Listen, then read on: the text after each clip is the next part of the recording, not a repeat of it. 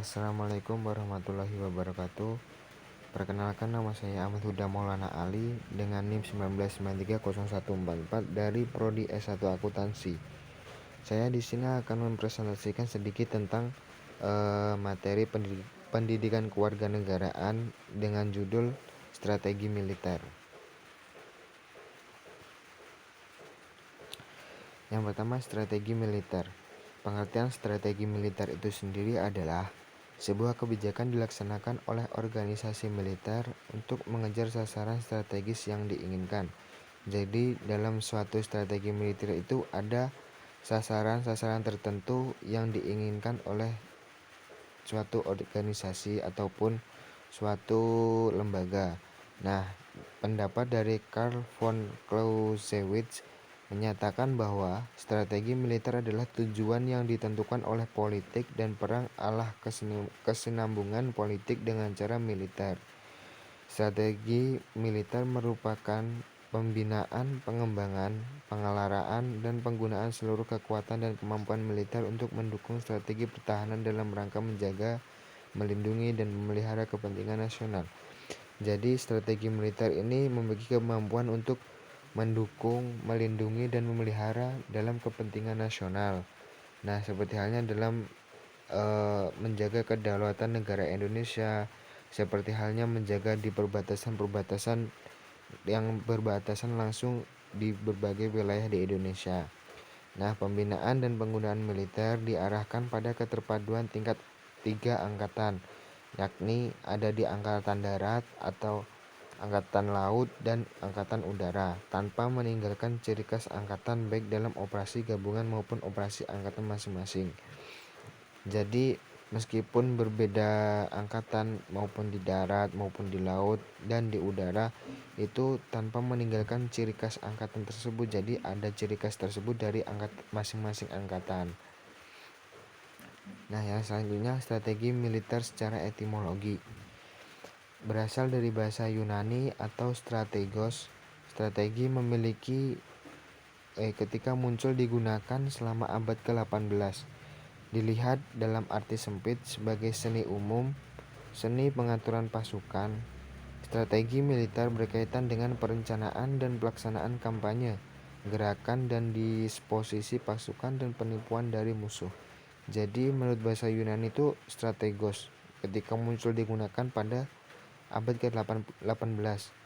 Dalam arti sempitnya itu atau seni umum pengaturan pasukan, jadi mempunyai arti pengaturan pasukan yang berkaitan dengan perencanaan dan pelaksanaan kampanye, disposisi pasukan, dan penipuan dari musuh.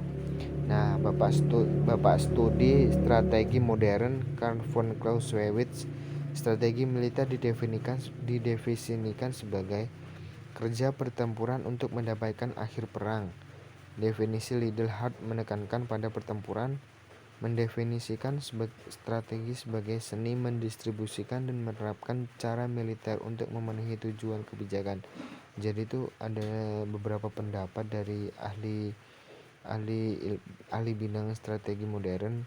Yang pertama dari Calvert, strategi militer didefinisikan sebagai kerja pertempuran untuk mendapatkan akhir perang.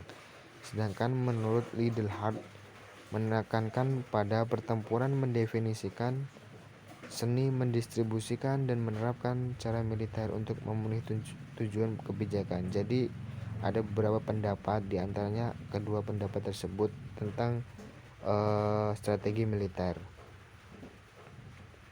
Yang selanjutnya landasan strategi militer. Strategi militer adalah rencana dan pelaksanaan persaingan antara kelompok-kelompok bersenjata yang sangat besar. Jadi strategi militer itu adalah sebuah rencana ataupun pelaksanaan persaingan yang mana antara kelompok-kelompok senjata yang besar yang ada di dunia. Ini melibatkan setiap lawan diplomatik, informasi militer, dan sumber daya ekonomi berperan terhadap sumber lain untuk mendapatkan supremasi atau mengurangi musuh untuk memberi perlawanan.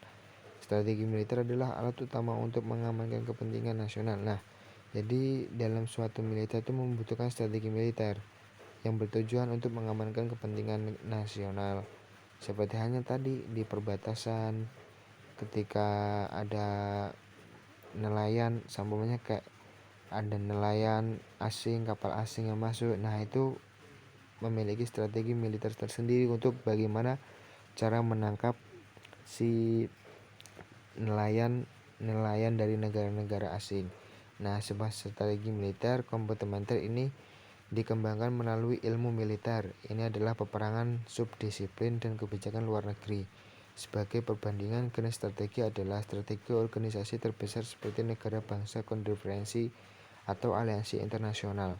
Hal ini lebih besar dalam perspektif daripada taktik militer yang merupakan disposisi dan manuver dari unit tertentu atau medan pertempuran laut.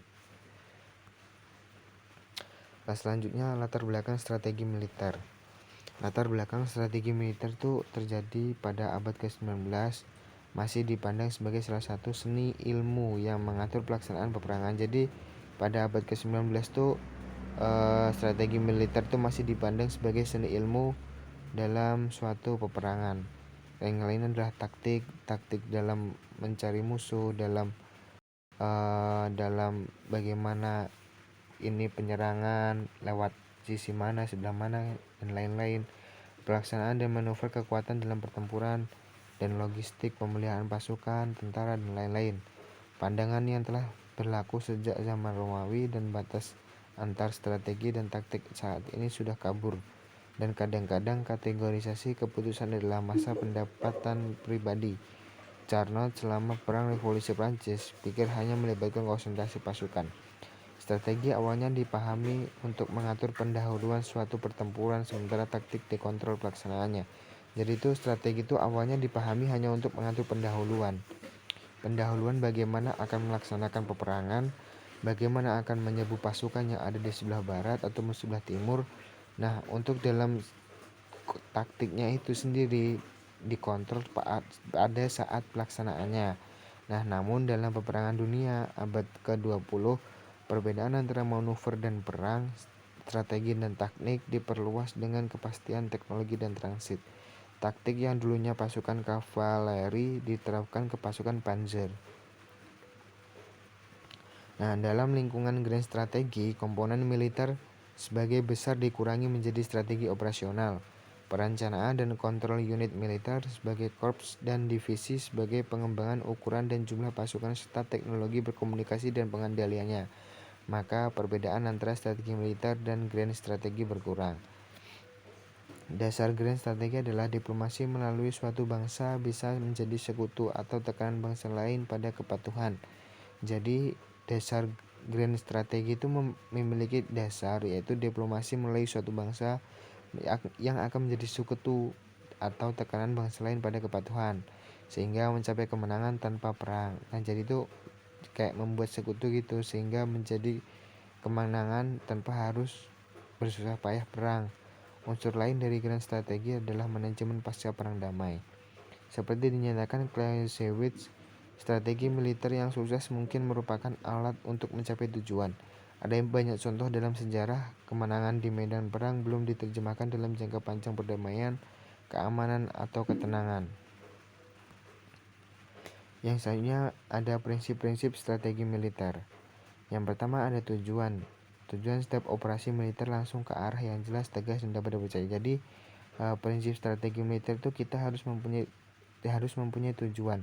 Yang mana mau diserang duluan, di bagian barat, timur, atau tengah. Jadi itu tujuannya harus jelas, harus tegas, dan dapat dicapai. Harus dicapai karena soalnya ini kan harus harus tercapai gitu pelaksanaannya. Yang kedua, serangan, mempertahankan dan mengeksploitasi inisiatif. Jadi itu selain serangan, kita juga harus mempertahankan daerah kita agar strategi-strategi yang dilakukan sebelumnya tuh tercapai dengan mulus. Yang ketiga, massa, konsentrat kekuatan tempur di tempat dan waktu yang menentukan. Jadi massa tuh kekuatan tempur nih. Seumpamanya kita memiliki 1000 pasukan. Nah, kekuatan tempur kita mampu berapa hari, berapa jam, maupun beberapa waktu gitu harus dipertimbangkan sebelum memiliki kesalahan yang fatal. Yang keempat, kekuatan ekonomis, mengalokasikan minimum kekuatan tempur untuk upaya sekunder. Jadi untuk melakukan minimum kekuatan tempur, kekuatan misalnya menambah nih mengalutskan minimum menambah alutsista dari luar negeri untuk kebutuhan pribadi. Di Indonesia juga ada sih, seperti apa ya, Unpad, bukan Unpad sih, lupa apa, pokoknya ada sih yang asli dari Indonesia juga ada. Yang ketiga, manuver, tempatkan musuh dalam posisi yang kurang menguntungkan melalui penerapan fleksibel kekuatan tempur.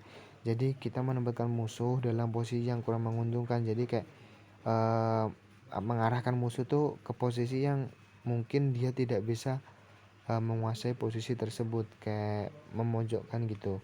Terus kesatuan komando atau perintah, untuk setiap tujuan menjamin kesatuan usaha di bawah suatu komando yang bertanggung jawab. Jadi dalam suatu tujuan, semisal kita menyerang ke Bukit Tinggi Padang, kita tetap akan mengikuti suatu perintah dari atasan, tidak boleh mendahului perintah tersebut agar strategi-strategi yang dimiliki oleh atasan atau komando itu tercapai gitu, tidak berantakan. Nah, yang tiga, selanjutnya keamanan, jangan pernah membiarkan musuh untuk mendapatkan keuntungan yang tak terduga. Nah, jadi itu keamanan itu salah satu kunci pokok sih. Jadi jangan sampai membiarkan musuh itu mendapatkan keuntungan yang tak terduga. Nah, semisal nih kayak pengambilan pengambilan ikan secara besar-besaran oleh kapal asing. Nah, itu kan dari 2019 tuh udah ribuan kapal dari Vietnam, dari Kamboja, dari Filipina ditangkap.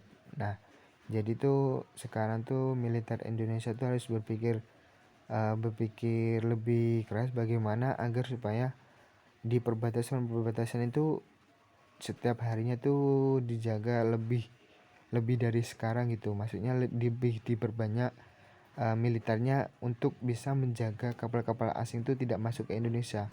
Jadi ditambah lagi pasukan, jangan dibiarkan musuh itu masuk dengan mudah.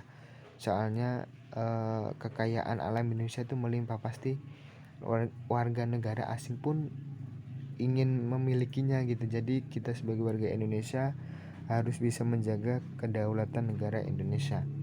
Yang selanjutnya, kejutan, pukul langsung musuh pada waktu di suatu tempat dan atau dengan cara yang tidak diduga oleh musuh. Nah, jadi itu strategi militer biasanya langsung pukul musuh di suatu tempat dengan cara yang tidak mungkin musuh duga gitu.